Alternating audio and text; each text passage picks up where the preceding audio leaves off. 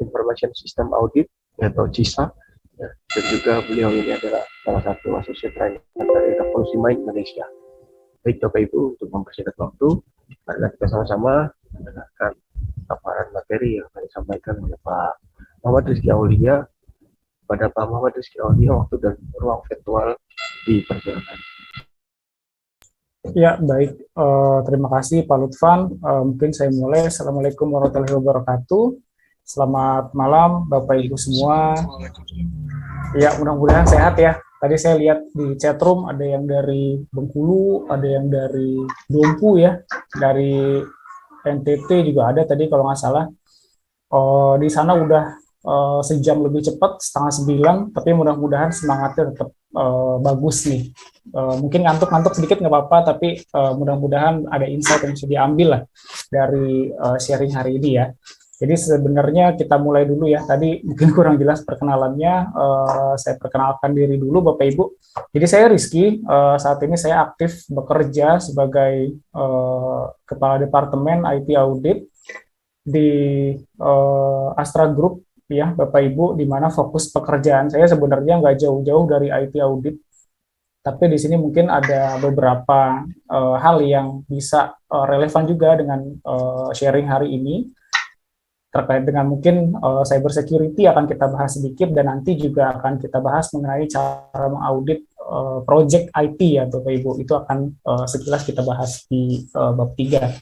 Dan secara umum ini yang akan kita bahas ya Bapak Ibu ada 6. Kita coba mulai dulu dari sejarah IT audit itu gimana sih dulu sampai sekarang gitu ya. Lalu yang kedua mengenai standar dan framework yang dipakai. Kita bahas yang secara global ya Bapak Ibu. Nanti mungkin kalau di sini ada yang dari swasta atau yang dari pemerintahan, itu secara aturan harusnya sudah ada yang meskipun draft. Lalu ketiga, kita akan bahas juga secara services IT audit ini ngapain aja sih kerjaannya gitu. Terus yang keempat, sesuai yang saya bahas di awal, kita akan coba bahas sedikit mengenai bagaimana caranya kita melakukan audit terhadap project IT. Jadi project IT baik itu mungkin pengadaan software ataupun pengadaan hardware, itu nanti sekilas akan kita paparkan mungkin checklistnya Bapak Ibu. Lalu di kelima akan ada sedikit highlight kalau misalnya mau berkarir di IT audit. Nah, ini secara karirnya seperti apa sih dan opportunity-nya seperti apa nih? Gitu. Dan terakhir mungkin ada sedikit pembahasan mengenai training yang akan dilaksanakan di minggu ini, diselenggarakan oleh rekan-rekan dari RMI. Nanti juga akan kami sampaikan informasinya. Jadi mungkin yang pertama dari sejarah dulu ya Bapak Ibu, dimana mungkin secara umum ini kita coba bahas audit secara umum dulu, bahwa sebenarnya audit itu kan udah pasti ya, ini pemeriksaan secara sistematis dan independen gitu. Nah, ini kalau umumnya kan yang diaudit itu adalah informasi finansial atau laporan keuangan. Itu baik mungkin organisasi perusahaan ataupun yang non-profit, nanti ending ini ada opini gitu. Nah, kalau IT audit itu apa sih? Nah, ini sama Bapak Ibu ya. Jadi pemeriksaan secara sistematis dan independen. Tapi bedanya kalau yang audit secara umum itu objeknya adalah informasi keuangan atau informasi finansial. Kalau di IT audit ini ada IT infrastruktur, ya Bapak Ibu ya. Jadi kita cek IT infrastrukturnya, kebijakan IT-nya, IT operation-nya. Jadi objeknya nih Bapak Ibu yang kita audit itu IT gitu. Nah, ini tujuannya apa sih? Bahwa aset dan data. Nah, ini kalau di dunia IT yang namanya aset itu bisa software, bisa hardware, bisa juga informasi. Jadi kalau data-data rahasia itu bisa tuh disebut dengan aset. Dan asetnya ini terlindungi. Jadi tujuan umumnya seperti itu ya Bapak Ibu untuk IT audit. Nah, kita mulai dari sejarahnya dulu nih. Bahwa sebenarnya dulu ya di tahun 1800-an transaksi keuangan itu mulai dicatat dalam sebuah buku besar lah. Mungkin bahasanya GL, General Ledger gitu ya. Bukunya tuh bentuknya kayak gini nih dulu nih. Apa namanya? Kira-kira.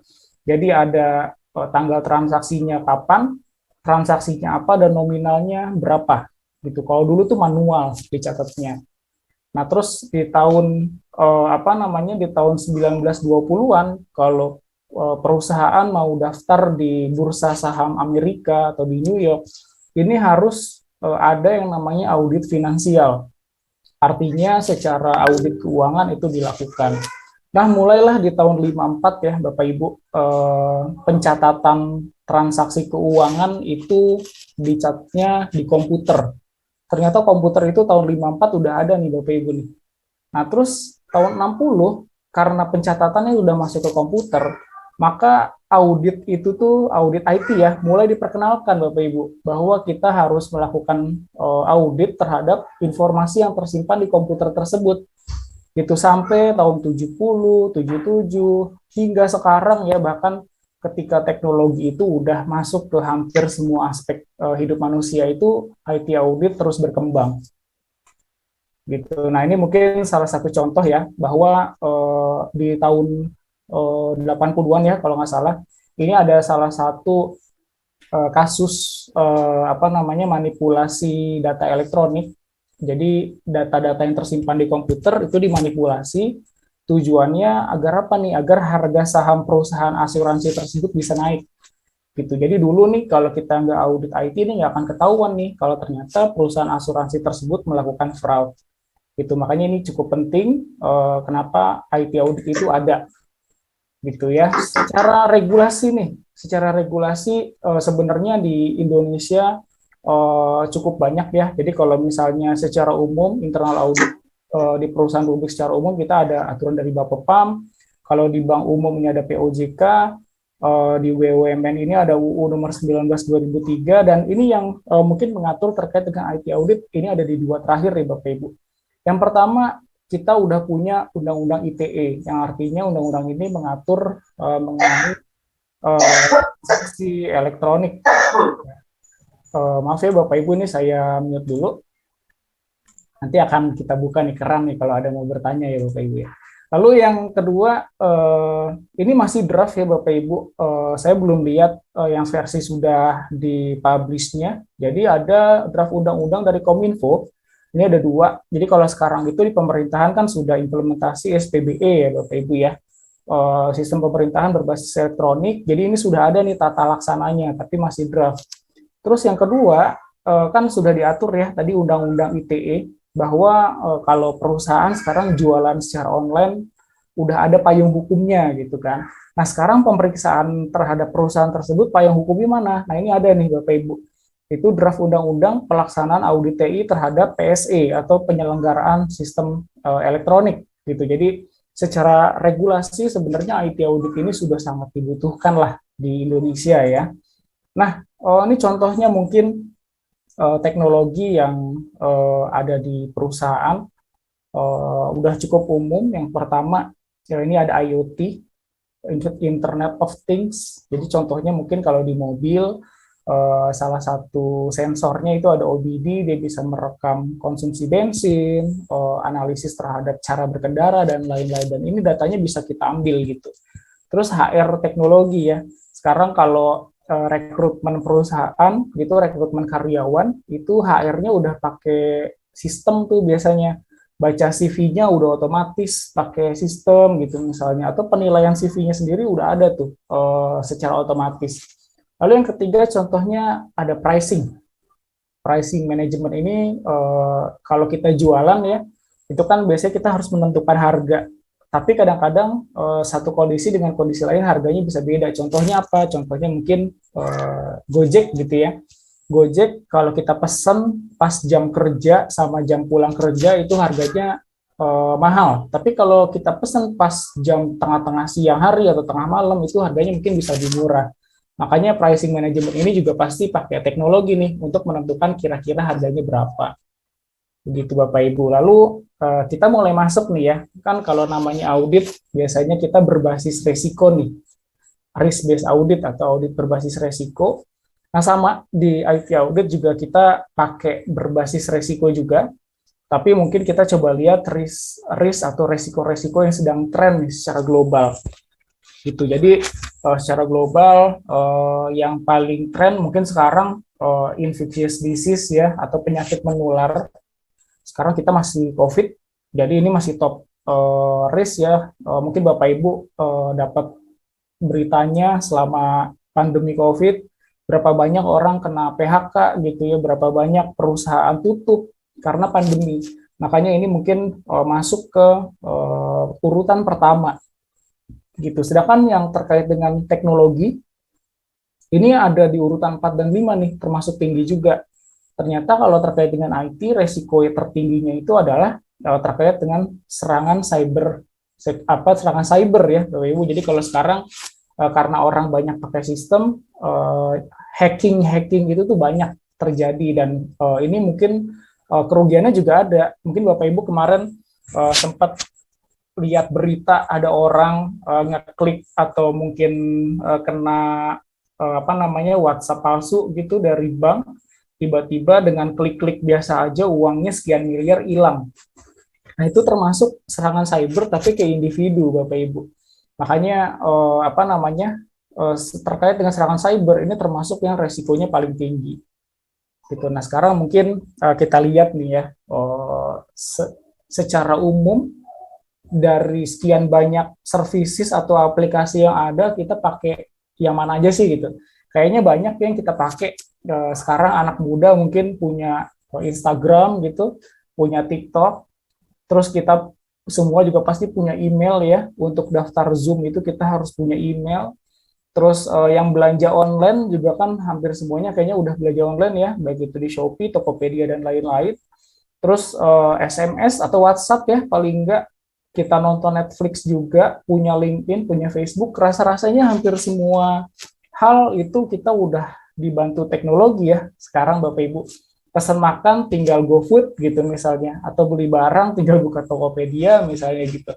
Jadi teknologi itu di apa namanya di hidup manusia itu udah nempel banget lah. Kita udah pakai teknologi sedemikian rupa gitu agar hidup kita terbantu. Tapi ternyata dengan kita pakai banyak platform ini, resiko kita untuk terpapar resiko teknologi juga tinggi gitu. Nah, makanya kalau misalnya kita cek ya, tadi sempat dibahas di depan penggunaan IT di perusahaan, yang paling banyak ini mungkin apa nih, mobile device ya. Kita kalau kerja kadang-kadang meetingnya dari handphone gitu. Kita apa namanya kirim file dari handphone juga. Makanya sebenarnya gini, kata kuncinya adalah semakin banyak teknologi yang kita pakai gitu ya, sebenarnya semakin tinggi juga resikonya. Makanya kita harus hati-hati nih sebagai pengguna teknologi agar nggak kena resikonya gitu. Nah, mungkin contoh aja Bapak Ibu secara global, siapa yang nggak tahu Facebook? Semua orang mungkin tahu, dan di sini bisa jadi mungkin 90% yang hadir gitu punya account Facebook, di mana di tahun 2021 ini ada insiden kebocoran data nih. Jadi mungkin Bapak Ibu datanya sempat bocor nih, ada banyak 500 juta data bocor. Lalu Scripps ini jaringan rumah sakit dan klinik di Amerika, bayangin Bapak Ibu, sistem IT-nya itu dihack, akhirnya mati sistemnya. Terus ada bayangin ya, Bapak Ibu bayangin ada pasien datang ke rumah sakit mau berobat. Biasanya kan ada rekam medis tuh, kita tunjukin kartu rumah sakitnya, nanti riwayat sakit kita tuh udah kelihatan apa aja. Nah sekarang kalau kita berobat, itu dokternya nggak tahu tuh kita pernah sakit apa aja. Jadi datanya tuh lumpuh lah, nggak bisa beroperasi rumah sakitnya gitu. Dan terakhir McD gitu ya, rasa-rasanya juga mungkin sebagian besar di sini Bapak Ibu pernah beli McD ya, baik itu mungkin delivery atau kita drive thru gitu atau makan di tempat.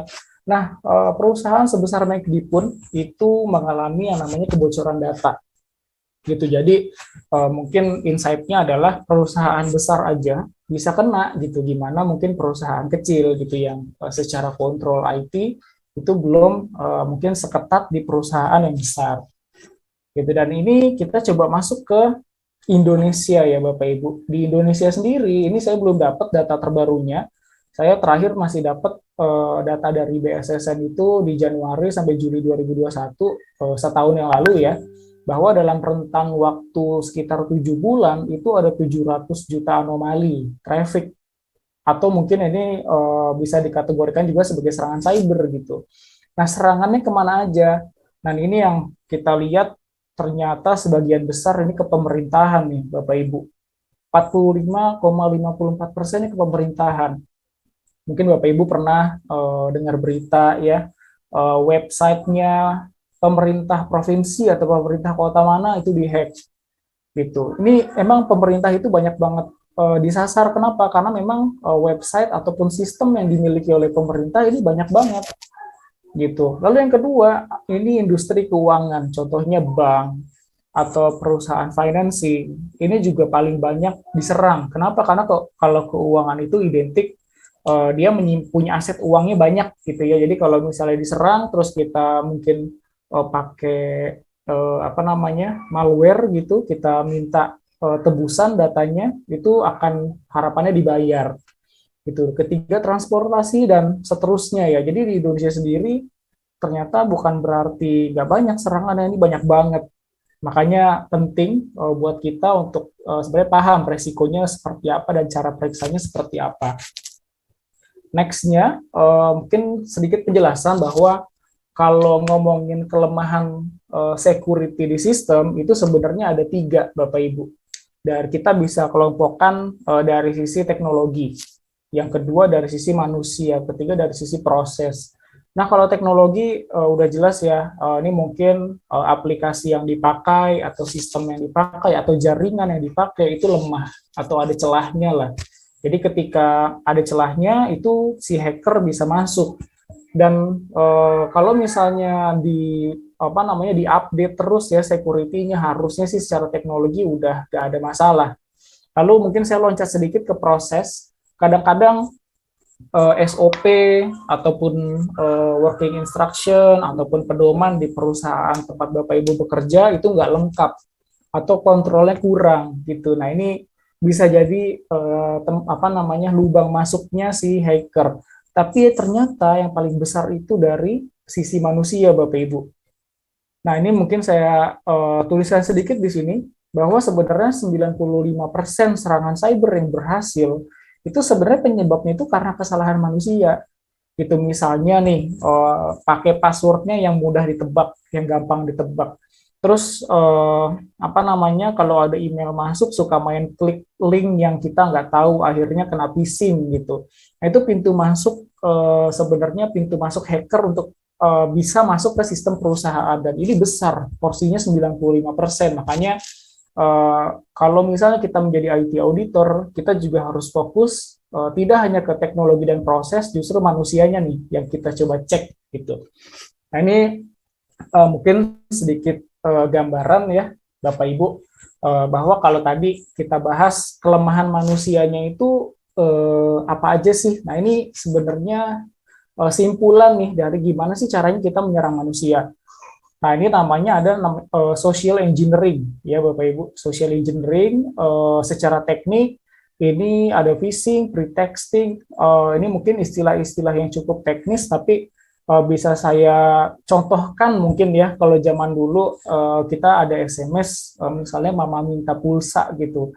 Kita ditipu, kita kirim pulsa ke sana gitu. Padahal bukan orang yang kita kenal. Atau kadang-kadang ada penipuan yang dia telepon kita seakan-akan ada keluarga kita kecelakaan, terus di rumah sakit kita harus kirim uang dan lain-lain. Itu namanya social engineering Bapak Ibu. Dan biasanya memang lewat telepon gitu. Kita ditelepon terus dihadapkan kepada keadaan yang genting gitu ya, ada yang kecelakaan atau ditangkap polisi karena kejahatan gitu misalnya. Terus kita disuruh bayar sejumlah uang. Nah, itu namanya social engineering, karena yang dihack itu adalah manusianya, bukan sistemnya. Jadi kalau manusia itu kan secara psikologis, kalau panik itu kan nggak bisa berpikir jernih ya. Nah, itulah yang dimanfaatkan oleh penjahat-penjahat di dunia maya.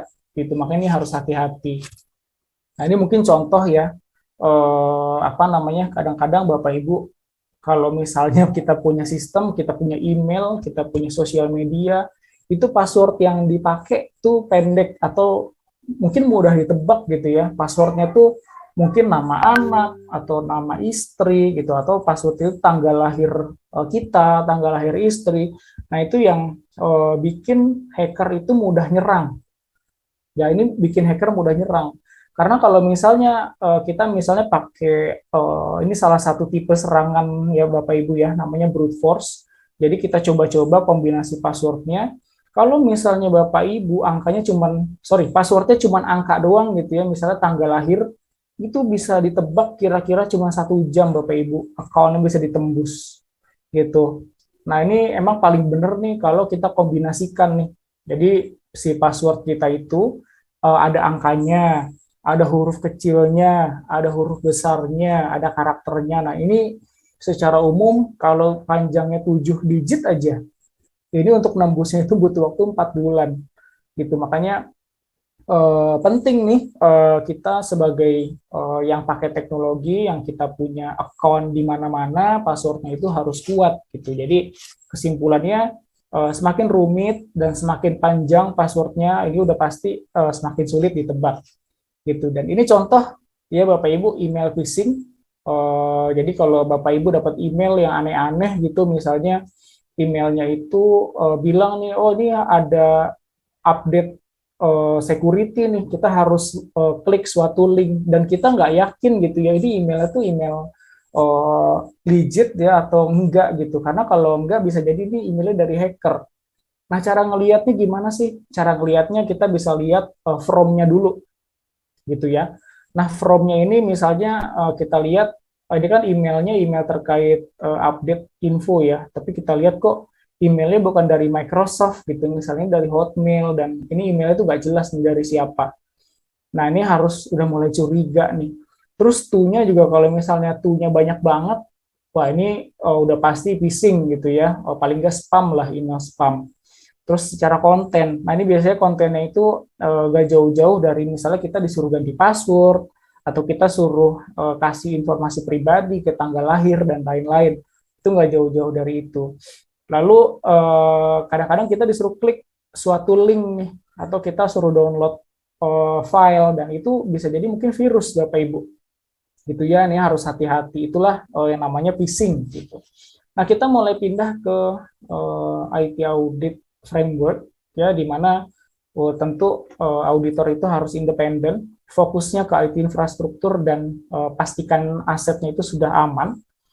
Ini secara mungkin kompetensi yang seorang IT auditor itu harus pahami ya, di mana sama dengan fraud auditor ataupun dengan internal auditor, bahwa yang paling penting itu ethics ya. Jadi kita punya etika, kita punya audit manajemen, misalnya secara proses sudah terdefinisi dengan baik, dan yang paling penting ini ada dua nih Bapak Ibu, ada personal skill dan technical skill. Itu sebenarnya ini mungkin mirip ya dengan internal audit yang biasa, tapi mungkin tambahannya di sini yang harus dimengerti oleh seorang IT auditor adalah framework dan mungkin IPGRC, atau secara IT governance seperti apa, resikonya seperti apa, dan kontrolnya seperti apa. Gitu. Jadi secara kompetensi mungkin seperti ini, dan mungkin ini setelah free webinar akan coba saya sharingkan juga ya Bapak Ibu. Di sini ada saya ambil contohnya itu IT Audit Framework atau ITAF. Ini edisi keempat, di mana ini apa namanya, issuernya adalah ISAKA. Jadi ISAKA itu apa namanya, asosiasi IT auditor yang global ya Bapak Ibu, yang secara global. Ini ada frameworknya, di mana yang dibahas itu general standard, performance, dan reporting.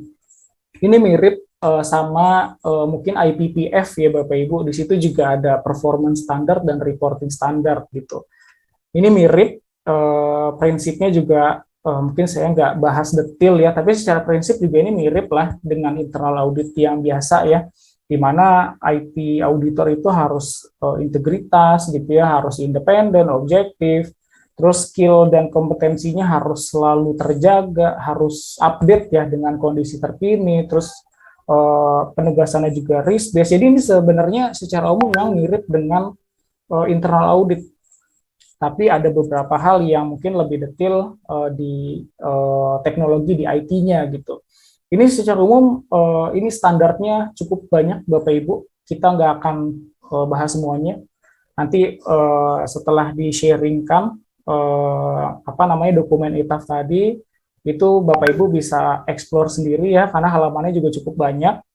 Tapi paling tidak Bapak Ibu di sini ada bayangan bahwa secara standar kita ada tiga nih, ada general standard, performance, dan reporting gitu. Ini contohnya ya, contoh penjelasan di dokumennya. Jadi nanti halamannya akan seperti ini Bapak Ibu. Misalnya kita coba bahas general standard 1001 terkait dengan audit charter, ya, di mana apa namanya organisasi audit dalam hal ini mungkin IT audit itu harus memiliki audit charter. Dan di sini isinya apa aja? Isinya dijelasin juga nih. Ada terkait independensi, kode etik, standar dan lain-lain ya. Gitu, dan mungkin secara umum juga misalnya di tempat Bapak Ibu sudah ada internal auditnya, sudah ada audit charternya, dan audit charternya itu nggak harus terpisah ya Bapak Ibu antara IT audit dengan internal audit, kalau mau disatukan juga boleh gitu. Jadi yang penting secara konten sudah lengkap. Itu mungkin contoh standar di ITAF ya, atau IT Audit Framework. Nanti yang edisi 4-nya nanti mudah-mudahan bisa di-sharing ke rekan-rekan yang hadir semua di sini ya. Dan next-nya mungkin kita akan bahas IT Audit Services. Jadi secara services kerjaannya ngapain aja sih seorang IT Audit itu gitu. Jadi secara umum ada dua Bapak Ibu yang biasa kami lakukan sebagai IT Auditor. Itu yang pertama assurance. Assurance itu gampangnya adalah kegiatan ngauditnya. Jadi kita melakukan pemeriksaan ya. Nah, ini kata kuncinya itu pemeriksaan, itu mengassure apakah kontrolnya cukup atau enggak untuk suatu proses. Jadi ini penugasan auditnya lah, gampangnya gitu. Lalu yang kedua di sini ada advisory atau consulting services. Jadi kadang-kadang gini, kadang-kadang mungkin perusahaan atau manajemen di tempat Bapak Ibu bekerja pengen tanya-tanya nih, atau pengen diskusi lah, pengen berkonsultasi gitu. Kira-kira untuk suatu proses kontrolnya gimana sih gitu, atau misalnya kira-kira proses pengadaan software yang bagus kayak gimana sih. Nah itu bisa Bapak Ibu lakukan ya, sebatas memberikan rekomendasi aja nih.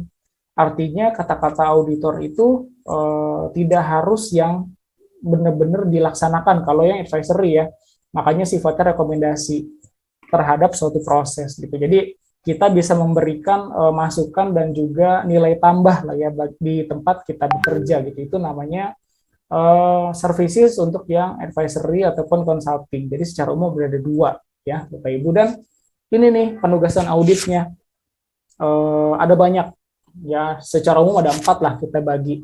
General control ini udah saya kurungin ya. Jadi kalau general control itu assessment terhadap kontrol umum IT. Contohnya apa sih kontrol umum? Contohnya nih misalnya physical access. Jadi kalau misalnya kita punya satu ruangan itu menyimpan server gitu ya. Server kan mahal ya. Nah, gimana caranya kita mengamankan server yang kita simpan gitu. Misalnya itu contoh dari physical access. Nah, contoh barangnya apa aja sih? Kadang-kadang kita harus interview satpam, atau kalau mau masuk kan suka pakai fingerprint, ya kadang-kadang kan kita pakai jempol tuh fingerprint, atau pakai kartu. Nah, itu yang kita cek. Gitu. Jadi kalau general control ini secara umum ada 10 ya, kalau nggak salah nih. Oh, sorry, 9. Ada 9. Jadi apa namanya? Masing-masing dari 9 ini adalah kontrol umum IT yang mungkin bisa Bapak Ibu cek nih kalau misalnya melakukan penugasan audit. Nah, lalu yang kedua di sini ada IT application control. Ini adalah kita melakukan penugasan audit atau pemeriksaan terhadap aplikasi atau software. Itu yang dilihat apa aja? Biasanya ada 3 Bapak Ibu. Ada terkait datanya, gimana sih datanya diamankan gitu misalnya. Karena kan tadi contoh di depan itu ada kebocoran data gitu, itu contoh ya Bapak Ibu ya. Lalu fungsionality ini tuh lebih ke arah fiturnya, apakah fungsionalitasnya atau fitur dari software tersebut, dari aplikasi tersebut sudah memenuhi kebutuhan yang emang ada gitu ya. Jangan sampai nih kita udah capek-capek bikin sistem, mahal-mahal sistemnya kita beli, ternyata nggak kepake karena fiturnya nggak sesuai gitu dengan kebutuhan. Itu contohnya ya. Dan terakhir ini adalah tampilan atau UI UX gitu Bapak Ibu. Dimana kalau yang namanya tampilan, kadang-kadang kalau tampilannya jelek kan kita malas pakai ya. jadinya nggak kepake juga ujung-ujungnya. Makanya secara aplikasi tadi ya yang kita cek ada 3, yaitu datanya, gimana datanya disimpan, diamankan, dan lain-lain. Lalu kita cek fungsionalitasnya, apakah sudah sesuai dengan kebutuhan, dan ketiga tampilannya gitu. Lalu next, penugasan audit di sini ada terkait dengan cyber security, dan ini termasuk relatif baru ya Bapak Ibu, dan IT forensik. Itu ini ada perbedaan ya Bapak Ibu. Jadi kalau cyber security itu kita testing keamanan dari aplikasinya dan mungkin jaringannya juga ya, dari percobaan hacking. Jadi kalau hacker mau ngehack aplikasi kita, itu sudah kita testing duluan gitu. Jadi kita auditor itu bertindak seakan-akan kita itu hacker. Kita coba masuk ke aplikasinya, kita coba bobol bisa atau enggak. Kalau bisa kita list kelemahannya apa aja, dan kita rekomendasikan untuk diperbaiki gitu. Nah, yang kedua, ini mungkin Bapak Ibu di sini ada yang profesinya sebagai fraud auditor ya, atau investigator. Nah, kadang-kadang alat buktinya itu berbentuk digital Bapak Ibu. Jadi misalnya ada bukti percakapan di handphone gitu, atau ada file atau ada email yang digunakan di laptop. Nah, itu adalah penugasan itu. Jadi kita sita laptopnya, kita ekstrak buktinya, dan kita kita simpan untuk kepentingan nanti litigasinya seperti apa gitu. Baik nanti mungkin pelaporan ke kepolisian ataupun ke pengadilan. Nah, mungkin contohnya IT forensik ini, kalau misalnya sekarang kan ada UU ITE ya. Kadang-kadang kalau kita menghina orang lain via sosial media, itu kan termasuk pelanggaran UU ITE tuh, dan itu sering sekarang kejadian ada orang ngesu ataupun mungkin melaporkan ada ada penghinaan lewat sosial media gitu misalnya. Dan biasanya barang bukti yang dikasih itu antara screenshot dari yang diposting, atau kadang-kadang handphonenya aja disita sama polisi sebagai alat bukti. Nah, itu bukti-bukti digital tuh, dan itu sekarang sudah ada penugasan khusus namanya IT forensik gitu Bapak Ibu. Dan yang terakhir ini ada namanya IT compliance. Nah, kan sekarang kalau di Indonesia udah ada ada UU ITE ya, ada UU ITE, di situ ada compliance terhadap undang-undang, atau kalau misalnya industrinya di keuangan itu ada POJK gitu. Nah, IT compliance audit ini gunanya adalah untuk memeriksa nih apakah yang sudah berjalan di perusahaan atau di organisasi itu sudah sesuai dengan regulasi. Makanya kadang-kadang kalau IT compliance ini sifatnya lebih ke checklist nih. Jadi sudah ada checklistnya, tinggal kita cek apakah ini sudah ada di tempat kita kerja atau belum gitu. Kalau belum ada berarti belum comply. Gitu ya Bapak Ibu. Jadi kalau disimpulkan secara umum inilah yang seorang IT auditor lakukan gitu dalam pekerjaannya. Nah, ini sedikit mungkin penjelasan mengenai tadi kan di sini ada ya IT General Control, salah satunya SysDev and Acquisition, di mana kita melakukan audit terhadap pengembangan dan pembelian aset IT, bisa software, bisa hardware. Nah, kita akan coba bahas sedikit Bapak Ibu, gimana caranya kita melakukan audit terhadap project IT. Gitu. Jadi kalau misalnya di tempat Bapak Ibu ada yang beli software mahal gitu ya, atau beli hardware, beli server, atau beli laptop, tiba-tiba ada misalnya pengadaan laptop, ada 1000 laptop gitu, itu gimana cara ngauditnya? Nah, ini akan kita coba bahas di sini. Jadi secara umum, kalau misalnya kita lagi ngaudit software ataupun hardware, itu kita bisa bagi menjadi 3 proses nih Bapak Ibu. Ya, jadi sebelum project atau pre-project ya, ini sebelum project berjalan, lalu project execution, ini ketika project-nya berjalan, dan terakhir post-project, ketika project-nya selesai. Nah, ini kalau sebelum project berjalan yang bisa kita lihat atau analisis apa aja sih? Yang pertama gini, user requirement atau kebutuhan dari usernya. Jadi jangan sampai nih kita misalnya beli software atau beli hardware, tapi kita nggak tahu nih kebutuhannya itu apa sih, buat apa gitu. Jadi kita nggak ada kebutuhan, tiba-tiba beli gitu. Itu kan nggak bagus ya kayak gitu. Terus kalau misalnya beli software atau hardware, itu use case-nya itu atau fitur deh. Fiturnya tuh apa aja sih yang diharapkan gitu. Misal kalau pembelian hardware kebutuhannya untuk edit video itu kan butuh yang namanya spek yang tinggi ya, misalnya pakai i7, RAM-nya 16 gitu misalnya. Itu harus terdefinisi tuh Bapak Ibu. Jangan sampai kita beli barang tapi kita nggak ngerti fiturnya tuh apa aja sih yang mau kita beli gitu. Itu yang penting juga tuh sebelum proyek berjalan. Nah, terus yang ketiga, kita juga harus tahu nih Bapak Ibu, kalau kita beli barang tersebut, baik itu software ataupun hardware, itu kita dapat benefit apa sih?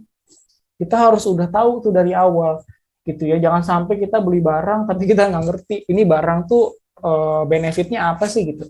Kan kita kalau beli mobil jelas ya kita tahu benefitnya. Kalau kita beli mobil tuh apa? Misal kalau kita beli mobil yang jelas kalau kita jalan-jalan kita bisa bawa banyak orang gitu misalnya. Atau yang jelas sih udah pasti nggak kepanasan dan nggak kehujanan. Jadi itu benefit apa sih yang diharapkan dari project IT ini? Itu yang harus terdefinisi. Terus yang keempat, yang harus kita lihat ini struktur projectnya atau struktur organisasi. Ya Bapak Ibu, ini harus dipastikan bahwa yang terlibat itu memang kompeten. Gitu. Ini contohnya nih, contoh. Misalnya kita mau bangun rumah, kita butuh orang yang punya pengalaman misalnya bikin rumah dengan arsiteknya tuh gaya-gaya industrial gitu ya, misalnya arsiteknya industrial. Tapi kita undang arsiteknya itu dia memang spesialisasinya itu bukan di industrial, jadi emang nggak kompeten di bidangnya dan itu nggak boleh tuh Bapak Ibu. Jadi pastikan orang-orang yang terlibat di proyek tersebut memang kompeten. Nanti gimana cara ceknya? Biasanya tuh kita bisa lihat sertifikasi yang dia punya atau mungkin CV-nya ya kita lihat pengalaman kerjanya gitu. Itu mungkin salah satu checklist yang bisa dicek gitu. Nah, lalu yang kelima kita harus tahu juga biayanya ya. Biaya dari proyeknya itu harus sudah terdefinisi dengan jelas. Jadi misalnya beli laptop 100, satu laptopnya berapa, terus ada maintenance-nya, ada misalnya kita beli spare part laptop, itu harus udah terdefinisi, harus udah ada budgetnya gitu, harus sudah tertulis berapa sih biayanya. Jangan sampai nih, misalnya kita beli laptop, terus kita nggak pastikan biayanya sudah tertulis semua, tiba-tiba ketika laptopnya hilang, ya kita harus harus beli baru dengan biaya yang kita nggak pikirkan dari awal. Nanti akibatnya apa? Akibatnya biaya proyeknya bisa bengkak gitu. Nah, terus yang keenam, timeline-nya juga harus jelas nih, timeline project. Jadi mulainya kapan, selesainya kapan, itu harus jelas. Kenapa harus jelas? Jangan sampai nih project-nya berlarut-larut, akhirnya biayanya jadi bengkak juga. Karena kan semakin lama project, semakin besar juga biayanya. Dan itu yang kita sebagai auditor harus cek gitu. Dan terakhir, dari awal, tim project ini kalau misalnya mau bikin software atau mau beli hardware, itu harus paham juga faktor security-nya. Gitu. Jadi misalnya kalau beli software, pengelolaan data sensitifnya gimana sih? Apakah dienkripsi atau enggak gitu. Atau misalnya penyimpanannya beda dengan aplikasi, itu harus dipikirkan dari awal. Jangan sampai nih kita udah capek-capek bikin, ternyata ada celah security yang nggak kita tambel, pas launching langsung dihack sistemnya, itu kan nggak bagus gitu ya. Itu dari sisi pre-project, jadi sebelum project berjalan. Nah yang kedua, ini dari sisi ketika project tersebut dieksekusi, gitu. Kita harus cek ya antara timeline-nya, jadi kalau mulainya 1 Januari, bener nggak sih mulainya 1 Januari gitu. Kalau misalnya budgetnya 1 miliar, benar nggak sih uang yang kita keluarkan 1 miliar gitu? Apakah nomor 3 nih ya? Apakah usernya atau orang yang request project tersebut terlibat sejak awal project? Karena kalau nggak terlibat dari awal, udah pasti fiturnya nggak sesuai gitu. Dan kalau ada penambahan fitur itu harus terdokumentasi. Dan terakhir nih Bapak Ibu, ini post project. Post project ini apa sih? Jadi kalau misalnya projectnya sudah selesai, ini kita harus cek sebagai seorang auditor ya, Bapak Ibu, kita harus cek antara hasil yang kita dapat dengan yang direncanakan di awal itu sudah sesuai atau belum. Misalnya kita minta ada 5 fitur nih di awal. Ketika selesai kita cek nih apakah 5 fitur yang diminta di awal itu sudah dibuat atau belum. Jangan sampai kita mintanya 5 tapi dikasihnya cuma 4. Nah, itu harus kita cek tuh sebagai auditor. Dan terakhir ya Bapak Ibu ya, misalnya kita kalau perusahaan, ini contoh gampangnya perusahaan. Misalnya perusahaan bikin sistem, diharapkan benefitnya ya, diharapkan ketika pakai sistem penjualannya naik 2 kali lipat gitu ya, diharapkan seperti itu, naik 2 kali lipat. Nah, nanti kita sebagai IT auditor harus cek nih, benar nggak sih ketika kita sudah investasi sejumlah uang untuk beli software, untuk beli aplikasi, dalam 1 tahun ke depan penjualan kita naik 2 kali lipat. Nah, itu yang harus kita cross check tuh. Jadi jangan sampai harapannya naik 2 kali lipat nih penjualannya, ternyata benefit yang kita dapat nggak kayak gitu. Berarti kan ada yang salah dengan project-nya ya. Nah, ini sedikit contoh use case atau fitur. Jadi kalau di sini ada contohnya itu aplikasi perpustakaan, di mana kalau di perpustakaan itu kan ada 2 ya Bapak Ibu, ada librarian ini pustakawan, library user ini orang yang mau pinjem buku lah. Nah, ini kan kalau yang mau pinjem buku biasanya dia cuma bisa lihat buku ya, query book availability ini cek bukunya ada apa enggak, lalu pinjem buku, dan terakhir ngembaliin buku. Nah, tapi sebagai seorang pustakawan, dia bisa nambahin buku. Nah, ini contoh fitur ya Bapak Ibu, contoh fitur dari aplikasi perpustakaan. Jadi ini harus jelas nih fitur yang mau dibuat apa. Nah, ini mungkin contoh struktur organisasi dalam suatu project IT. Gitu. Jadi idealnya ya ini mungkin idealnya lah seperti ini gitu idealnya. Jadi idealnya itu yang jelas di sini kayak project development team ini harus ada nih programmer jelas ya, biasanya ada kalau bikin aplikasi. Terus user ya atau orang yang mungkin yang punya proyeknya ini harus terlibat sebagai key user.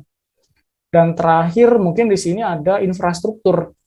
Jadi kalau yang namanya proyek, kan kita harus punya infrastruktur. Contohnya gimana? Contohnya misalnya kita punya proyek pembuatan aplikasi. Nah, untuk membuat aplikasi kan kita butuh yang namanya laptop ya. Nah, ini laptopnya ada disediain di hardware support gitu misalnya. Terus untuk kita coding atau programmer, kita butuh misalnya pakai Visual Studio. Dan ini software support yang akan menyediakan. Gitu. Dan terakhir mungkin jaringannya aman atau enggak gitu. Dan secara steering komite ini juga harus diatur ya Bapak Ibu, leadernya siapa aja. Jadi harus melibatkan mungkin senior manajemen. Jadi contohnya kalau di perusahaan mungkin direkturnya harus terlibat. Kenapa? Karena kalau proyek yang nggak jalan, direktur itu juga ikutan tanggung jawab gitu. Ini contoh ya, jadi tadi pastikan tim yang terlibat, kompetensinya sudah sesuai. Ini tadi ada yang raise hand ya, mungkin nanti di akhir ya Bapak Ibu ya, kita coba selesaiin dulu. Karena gini, mungkin ini pengalaman ya Bapak Ibu, saya dulu pernah ngaudit project yang secara nominal itu angkanya di atas 100 miliar. Kita cek orang-orang yang terlibat, ternyata ada tim membernya itu kan harapan kita orangnya sudah berpengalaman ya, pengalaman dalam ikut project. Ternyata tim membernya itu ada yang anak kuliahan gitu. Jadi anak kuliah itu di hire oleh konsultannya. Nah, itu kan nggak bagus ya, itu yang kita cek. Terus kita harus pastikan juga yang kedua, sebelum nanti mungkin selesai project-nya itu harus dites dulu. Nah, orang yang melakukan testing kadang-kadang tuh orang yang bikin. Jadi programmer, dia coding, dia bikin aplikasi, tapi dia yang testing juga. Itu kan kalau di konsepnya audit itu segregation of duty-nya itu nggak ada ya, atau pemisahan peran itu nggak ada. Gitu. Dan pastikan yang punya proyek ini ikut terlibat nih sebagai pengawas. Jadi jangan sampai nanti proyeknya mungkin molor ya, terus key user-nya nggak dilibatkan di awal, jadinya biayanya dimakin bengkak. Gitu. Lalu yang terkait dengan ini ya, kalau IT product kita beli, yang jelas fungsionalitas harus kita cek. fiturnya sudah sesuai, lalu kualitas data ya, datanya sudah aman dari resiko-resiko kebocoran data. Tampilannya juga harus mungkin disesuaikan ya, kalau susah dipakai kan jadi males juga ya. Maksudnya gini, kalau tampilannya jelek kita kan jadi males juga pakainya gitu.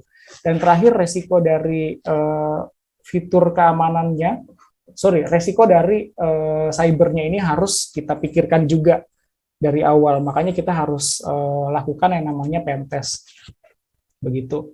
Jadi mungkin contoh data yang komplit, bahwa data komplit itu ini hubungannya sama kualitas data 100%, fieldnya ini harus terisi. Jadi kalau misalnya ada 3 kolom, 3-3-nya harus terisi. Dan yang kedua, akurasi. Tadi kan completeness ya, atau kelengkapan. Dan terkait data quality, kita harus cek ini akurasinya.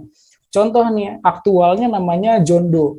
Nah, dia di sistem tercatatnya sebagai apa nih? Kalau misalnya bukan John Doe, berarti akurasinya jelek. Gitu. Nah, ini cara pastiinnya ya, ini sih ada sumber datanya valid gitu. Jadi sumber datanya mungkin dari aplikasi yang lain, tapi kita pastikan valid. Terus standarisasi format.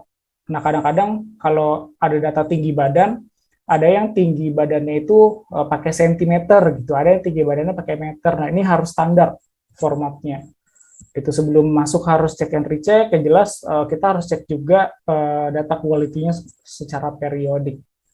Nah, ini contoh mungkin testing ya. Jadi kalau testing kita harus tuliskan ini acceptance requirement-nya. Jadi yang diharapkannya seperti apa, apakah seperti ini atau enggak.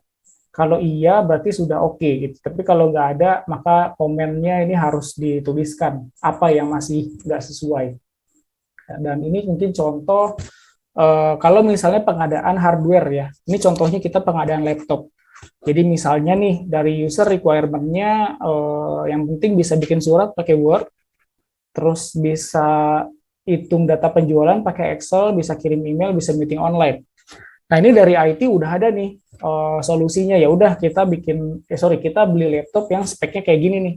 i3, RAM-nya 4, OS-nya Windows 10 dan lain-lain, ini udah cukup. Nah, yang kita cek kadang-kadang kan yang namanya pengadaan barang ataupun pengadaan jasa itu vendornya kan banyak ya. Ini harus kita cek nih Bapak Ibu head to head lah. Kayak misalnya chipsetnya di sini i3 semua oke setara gitu ya. Terus secara RAM-nya dia 4 GB semua setara. Nah, tapi secara hard disk ini ada perbedaan nih. Yang satu lebih besar, satu lebih kecil. Nah, nanti perbedaannya itu di maintenance. Jadi ada yang free selama 3 tahun, ada yang free 2 tahun, ada yang mungkin garansinya 1 tahun gitu. Nah, ini kan harganya bisa beda-beda dan ini kita cek sih mana yang maksudnya secara value for money paling cocok buat perusahaan dan pertimbangannya apa gitu. Kalau misalnya yang dipilih ternyata vendor nomor 2 gitu misalnya ya.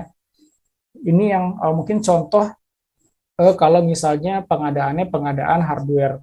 Nah, ini checklistnya nih Bapak Ibu ya. Jadi yang pertama mungkin checklist pengecekannya itu kita harus cek misalnya pengadaan laptop, nama vendornya itu Agung Jaya gitu. Ternyata pas kita cek, Agung Jaya ini sebenarnya perusahaan material bangunan gitu. Kok dia jualan laptop? Nah, itu kan nggak sesuai dengan spesifikasinya ya, atau spesialisasinya dia gitu. Nah, ini mungkin jadi notes, jadi temuan audit lah. Terus timnya tadi ya, sesuai dengan kompetensi. Jadi kalau kita butuhnya programmer, nah, itu jangan kita rekrut orang yang jago di jaringan gitu. Jadi emang kita harus rekrutnya sesuai dengan kebutuhan programmer. Terus pastikan solusi yang ditawarkan sesuai. Nah, gini, kadang-kadang kita butuhnya cuma 3 fiturnya, tapi kita dikasih 6, terus harganya mahal. Nah, itu jangan sampai kayak gitu. Kita harus cek apakah kebutuhan kita itu sudah disupport dengan sistem yang kita beli, tapi nggak berlebihan. Gitu. Dan kita juga kadang-kadang harus konfirmasi nih, kalau misalnya ada vendor pembanding di tempat lain, kita cek harganya memang wajar atau enggak, karena kadang-kadang ada ada manipulasi harga di situ.